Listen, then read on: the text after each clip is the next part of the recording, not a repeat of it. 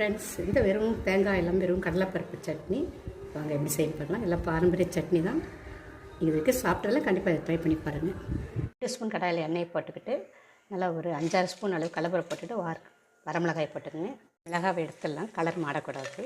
எடுத்துட்டு கடலைப்பருப்பு இன்னும் கொஞ்சம் வதக்கட்டும். இல்லை நல்லா 2 பெரிய வெங்காயத்தை அரிஞ்சு போட்டுக்கோங்க. ஒரு துண்டு இஞ்சியை போட்டுடுங்க.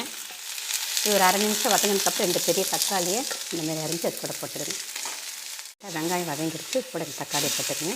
போட்டு உப்பு போட்டுடுங்க, சீக்கிரமாக வதங்கிடும் உங்களுக்கு.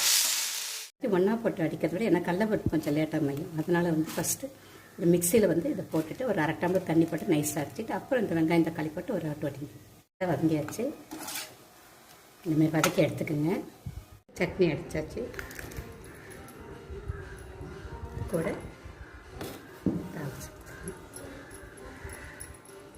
வெறும் தேங்காயுமே இல்லை, வெறும் கடலைப்பருப்பு மட்டும் அவ்வளோ டேஸ்ட்.